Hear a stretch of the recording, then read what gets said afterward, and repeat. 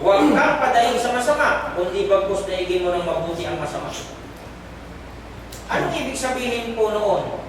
Na sa paggawa mo daw noong ganong bagay sa iyong kaaway ay mga baga ng apoy ang ibubunton mo sa kanyang ulo. Dito. Ano, literal? Halika, ito yung baga. O gano'n, nasunog yung ulo. May kinalaman po yun. Ano, yung salitang yun na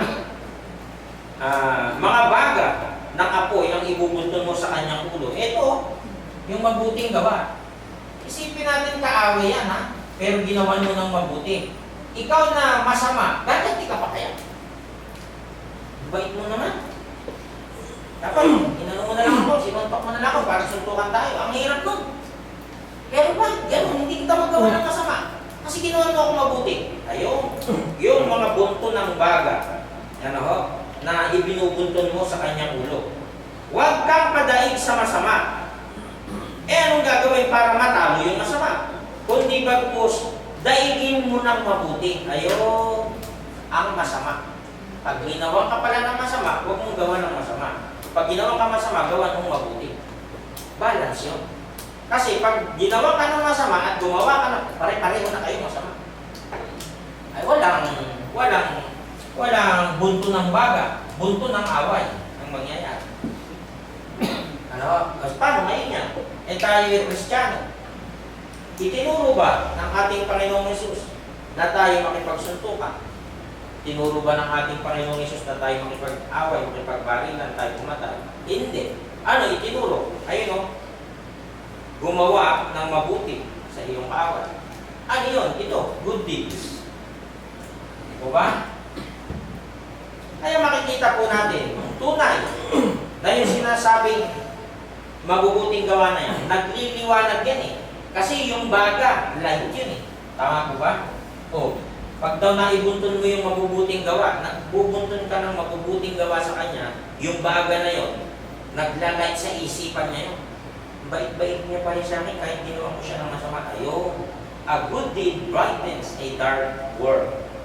Dapat ang gumagawa ng katotohanan ay lumalapit sa ilaw upang mahayag na ang kanyang mga gawa ay ginawa sa Diyos. Bakit? Ang Diyos kasi nag-uutos nito eh. Pinipigil ko ng sarili ko eh kasi kung hindi ko ito pipigilin. Diba? Makakagawa ko ng masama.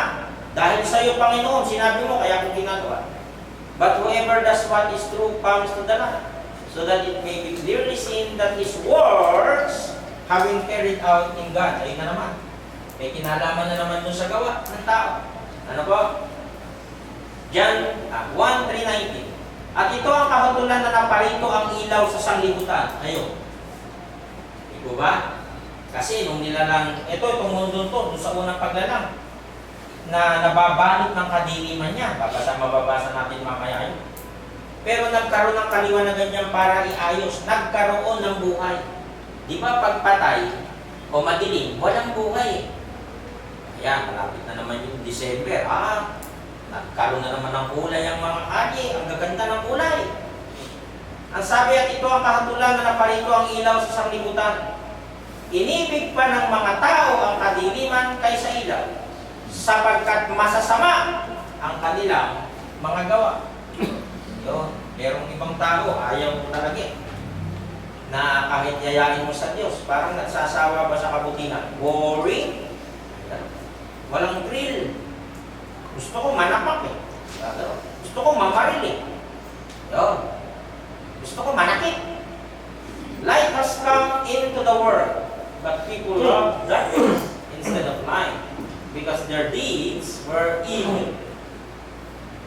Bakit niya sinabi yun? Kasi ang ating Panginoong Yesus ay pinagkaisahan. Pinatay. Ano? Hindi siya pinakinggan. Lovers of darkness. John 3:19. Ayan o.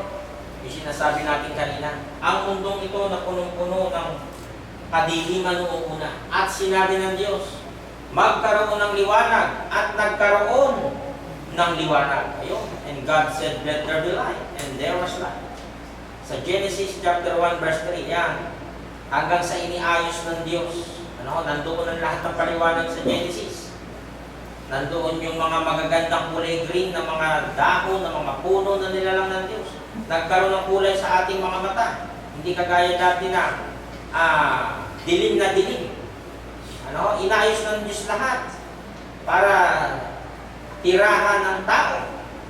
So dahil doon sa liwanag, nagkaroon ng buhay. Ano po? 2 Corinthians 4:4. Na binulag ng Diyos ng sanglibutan ito ang mga pag-iisip ng mga hindi nagsisisampalataya. Kaya sila yung nire-rescue natin. Upang sa kanila huwag sumila ang kaliwanagan. Yan o, yung lightness ng Ebanghelyo ng kaluwalhatian ni Kristo na siyang larawan ng Diyos. Hindi natin pwedeng ganito ang gawin. Alisin mo yan, nagtatakip sa ilaw para kumalat ang liwanag. Yun. Ano po? Ayon sa 2 Corinthians 4:4, Satan, who is the God of this world, has blinded the minds, ayan, of those who don't believe. They are unable to see. Ayun, kaya pala hindi nila makita. Bakit? Yung kanilang pag-iisip, bulag. The glorious light of the good news. Alin, yung gospel. Good news. They don't understand this message about the glory of Christ, who is the exact likeness of God. Binulag na pala yun ni Satanas. Inano na, tinakpan na yung kanilang mga tainga para sila hindi makapakinig.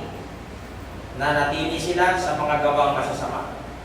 Yamang ang Diyos ang nagsabi, magningning ang ilaw sa kadiliman, na siyang nagningning sa aming mga puso. Dito, tinutukoy naman yung gospel as light.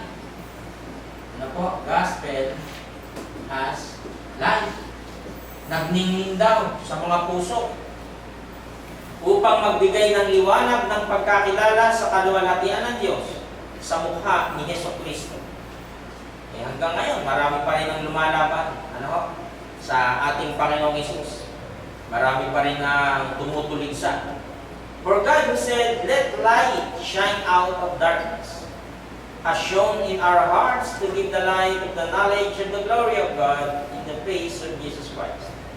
Yung light din, ang dami ng meaning eh. Ayun, faith, wisdom, knowledge, works, gospel, ang dami. Lahat ng ito na nasa isang Kristiyano dapat umepekto dito sa world, sa mga tao. Lahat ng ating natutunan sa mga paksa na mga itinuturo ng inyong mga tagapangaral. Unang Tesalonica 5:5 ang dating Biblia. Sapagkat kayong lahat ay pawang mga anak ng kaliwanagan. Ayun. Ang Diyos ay ilaw. Tayo ay ilaw. Nasa libutan ito. Tayo ay asin. Tayo hindi ng gabi, ni ng kadiliman. Therefore, kung tayo ay nasa Diyos, ay dapat himukin mo din yung iba na yan. Na mapunta sa Diyos kasi nakakaawa.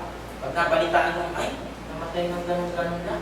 Mag-iisip ka na lang, naku, nagsisimba ba ito? Naku, ganito buhay na. Nakakapanghinayang. Ano naging bahagi mo sa buhay niya dati? Nasabihan ko ba ito? Hindi naman tayo pinipilit eh. Ipaalala mo lang. Sabihin. Sabihin natin sa kanila. Ini-invite natin. You are all the children of light and the children of the day. We are not of the night nor of darkness. Ibig sabihin, kung tayo nga ay anak ng kaliwanagan, marami pa pala tayong pagtatrabahuhan sa mundong ito para kuhain itong mga ito. Sa pamilya na lang. Bago tayo lumayo, sa pamilya muna. Himukin natin sila. Ngunit ang landas ng matuwid ay parang maliyab na liwanag na sumisilang ng higit at higit sa sakdal na araw. Maganda ng talata. Kawikaan 4:18. Pinakikita sa mga susunod na mga talata ay ito po. Salita ay ilaw. Ayan o. Yung salita ng Diyos o Word of God. O dyan naman. Ang dami na ng meaning o. Word of God naman. Word of God. Ilaw din pala yan.